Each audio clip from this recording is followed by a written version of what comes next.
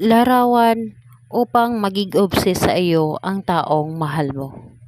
Ibulong lamang ito ng 3 beses. Hello mga guys, kumusta kayo? Panibagong araw, panibagong video na naman tayo.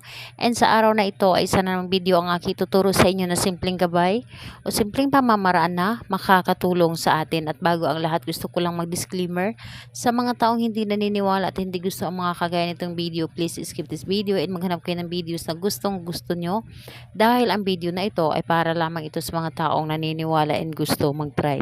Sa lahat po ng mga nagko-comment dito sa aking video dito sa loob ng aking channel, mag-ingat sa lahat ng mga nagre-reply sa inyo na dinadala kayo sa kanilang WhatsApp in Imo app upang makaiwas po tayo sa scam. Ngayon po ituturo ko sa inyo paano ma-obsess ng husto sa inyo ang taong minamahal po ninyo.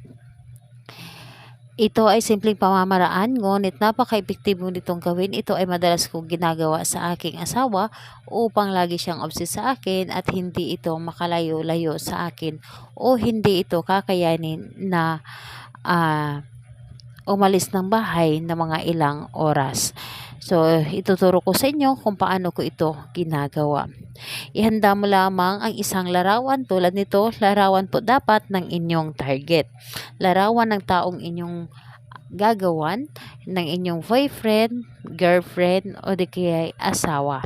So, ito lamang ang inyong dapat na ihanda. Di bali ng ID size lamang or yung picture or larawan na ginagamit pang ID, ang importante lamang dito is kanyang mukha.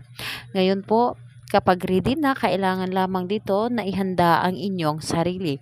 Sa lagi ko pong sinasabi sa inyo na kapag gagawa tayo ng ritual, dapat po ay buo ang ating loob sa paggawa nito at wala po tayong dapat na iniisip at hindi tayo nagdududa para makapag-focus tayo sa dapat nating gawin.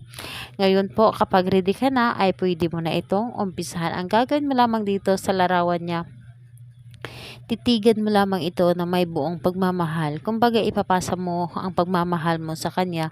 Yung tipong i-imaginin mo na para bang kaharap mo siya, nasa harapan mo siya at titigan mo siya sa mata. Titigan mo at sabihin mo dito ng 3 beses. Pangalan at apelyido niya, lagi kang ma-obsess sa akin. Pangalan, apelyido, lagi kang ma-obsess sa akin. 3 ulit mo yan na ulit-ulitin na pagkasambit. At pagkatapos mo itong sambitin, ang taong ito or ang larawan na ito ay iyong halikan na may buong pagmahal. Yung tipong feel na feel mo yung pagkahalik mo sa kanya. So, ayun po, kapag nahalikan mo na ito, ang larawan na ito, pwede mo siyang ilagay sa ilalim ng inyong unan o di kaya sa loob ng punda. So, dito po is madali lamang itong gawin at mabilis din itong umipikto basta nasa puso mo ang paggawa nito. And kung magtatanong ka kung kailan mo ito pwedeng gawin, mas maganda, i-recommend ko sa inyo, mas maganda na bago kayo matulog sa gabi, gawin ninyo ito. Lalo na kapag tahimik ang paligid. Dahil kapag tahimik ang paligid, mas mabilis tayong mapapakinggan ng ating universe.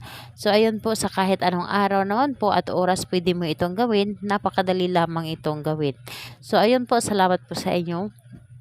Bye-bye everyone. God bless us all.